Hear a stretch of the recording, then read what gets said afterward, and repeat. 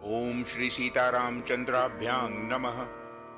श्रीमद् वाल्मीकि रामायण अयोध्या कांडम एकोन सप्ततितमः सर्गः यानी सर्ग 69। इस सर्ग में भरत की चिंता, मित्रों द्वारा उन्हें प्रसन्न करने का प्रयास तथा उनके पूछने पर भरत का मित्रों के समक्ष अपने देखे हुए भयंकर दुःस्वप्न का वर्णन करना।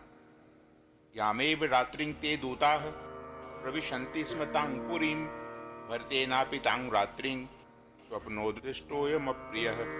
जिस रात में दूतों ने उस नगर में प्रवेश किया था, उससे पहली रात में भरत ने एक अप्रिय स्वप्न देखा था। दुष्टामेव तु तां रात्रिं दृष्ट्वा तं स्वप्नं प्रियं पुत्रो राजाधिराजस्य सुभृशं पर्यतप्यत।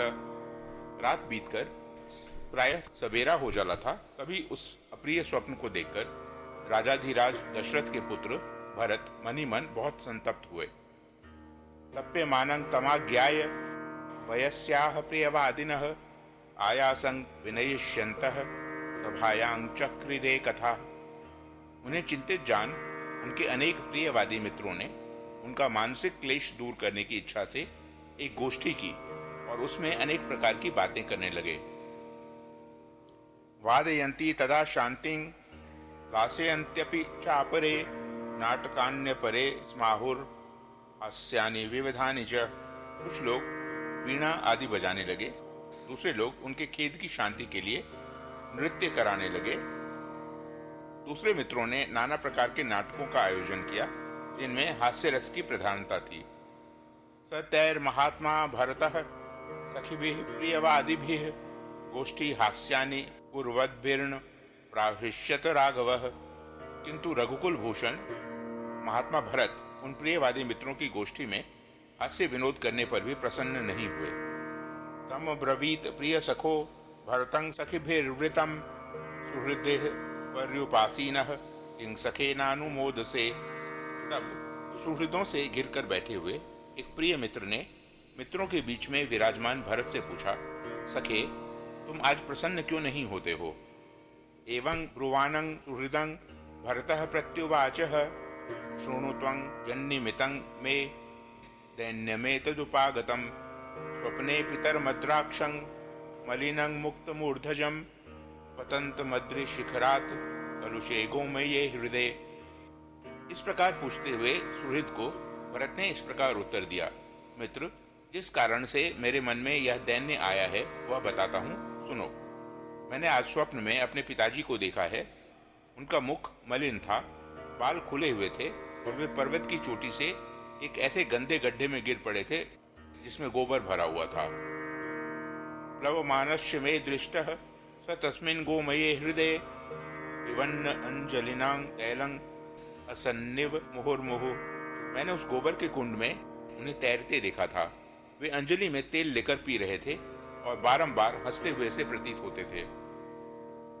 ततस्ति लोदनं भुक्त्वा पुनः पुनरधः शिराः तैलेनाम व्यक्त सर्वांग स्थैल मेवान वगाहत। फिर उन्होंने तिल और भात खाया। इसके बाद उनके सारे शरीर में तेल लगाया गया और फिर वे सिर नीचे किए तेल में ही गोते लगाने लगे। स्वप्नेपि सागरं शुष्कं चंद्रं च पतितं भुवि उपरुद्धां च जगतिं तमसेव समावृताम। स्वप्न में ही मैंने यह भी देखा है कि समुद्र सूख गया, चंद्रमा पृथ्वी पर गिर पड़े हैं, सारी पृथ्वी उपद्रव से ग्रस्त और अंधकार से आच्छादित सी हो गई है। औपवाह्यास्य नागस्य विषाणं शकलीकृतं सहसा चापि संश्रांता ज्वलिता जातवेदसः। महाराज की सवारी के काम में आने वाले हाथी का दांत टूक टूक हो गया है और पहले से प्रज्वलित होती हुई आग सहसा बुझ गई है। अवदीर्णां च पृथ्वीं शुष्कांश्च विविधान् द्रुमान् अहं पश्यामि विध्वस्तान् सधुमांश्चैव पर्वतान्। मैंने यह भी देखा है कि पृथ्वी फट गई है, नाना प्रकार के वृक्ष सूख गए हैं तथा पर्वत ढह गए हैं और उनसे धुआं निकल रहा है।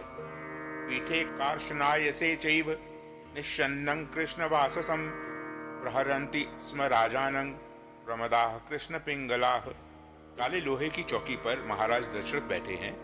उन्होंने काला ही वस्त्र पहन रखा है और काले एवं पिंगल वर्ण की स्त्रियां उनके ऊपर प्रहार करती हैं। त्वरमाणश्च धर्मात्मा रक्तमाल्यानुलेपनः रथेन खरयुक्तेन प्रयातो दक्षिणामुखः। धर्मात्मा राजा दशरथ लाल रंग के फूलों की माला पहने और लाल चंदन लगाए गधे जुते हुए रथ पर बैठकर बड़ी तेजी के साथ दक्षिण दिशा की ओर गए हैं। प्रहसन्तीव राजानं प्रमदा रक्तवासिनी प्रकर्षन्ती मया दृष्टा राक्षसी विकृतानना। लाल वस्त्र धारण करने वाली एक स्त्री जो विकराल मुख वाली राक्षसी प्रतीत होती थी, महाराज को हंसती हुई सी खींचकर लिए जा रही थी। यह दृश्य भी मेरे देखने में आया। एवे मे तन्मया दृष्ट मिमांग रात्रिं भयावहाम अहं रामोऽथवा राजा लक्ष्मणो वा मरिष्यति। इस प्रकार इस भयंकर रात्रि के समय मैंने यह स्वप्न देखा है। इसका फल यह होगा कि मैं श्री राम, राजा दशरथ अथवा लक्ष्मण, इनमें से किसी एक की अवश्य मृत्यु होगी। नरो यानेन यह स्वप्ने हरयुक्तेन याति ही अचिरात्तस्धूम्राग्रं चितायां संप्रदिश्यते। एतन्निमित्तं दीनोऽहं न वचः प्रतिपूजये शुष्यतीव च मे कंठो न स्वस्थमेव मे मनः। जो मनुष्य स्वप्न में गधे जुते हुए रथ से यात्रा करता दिखाई देता है, उसकी चिता का धुआं शीघ्र ही देखने में आता है। यही कारण है कि मैं दुखी हो रहा हूँ और आप लोगों की बातों का आदर नहीं करता हूँ। मेरा गला सूखा सा जा रहा है और मन अस्वस्थ सा हो चला है। न पश्यामि भयस्थानं भयं चैवोपधारये भ्रष्टस्य स्वरयोगो में छाया चापगता मम। जुगुत्सु इव चात्मानं न च पश्यामि कारणम। मैं भय का कोई कारण नहीं देखता तो भी भय को प्राप्त हो रहा हूँ। मेरा स्वर बदल गया है तथा मेरी कांति भी फीकी पड़ गई है। मैं अपने आप से घृणा सी करने लगा हूँ, परंतु इसका कारण क्या है यह मेरी समझ में नहीं आता है। इमां च दुःस्वप्न गतिं निशम्य हि त्वनेक रूपाम वितर्कितां पुरा भयं महत्तुद हृदयान्न याति मे विचिन्त्य राजानं चिन्त्य दर्शनम। जिनके विषय में मैंने पहले कभी सोचा तक नहीं था, ऐसे अनेक प्रकार के दुःस्वप्नों को देखकर तथा महाराज का दर्शन इस रूप में क्यों हुआ जिसकी मेरे मन में कोई कल्पना नहीं थी, यह सोचकर मेरे हृदय से महान भय दूर नहीं हो रहा है। इत्याशय श्रीमद् रामायणे वाल्मीकीये आदि काव्ये अयोध्या कांडे 69तमः सर्गः। इस प्रकार श्री वाल्मीकि निर्मित आश रामायण आदि काव्य के अयोध्या कांड में 69वां सर्ग पूरा हुआ।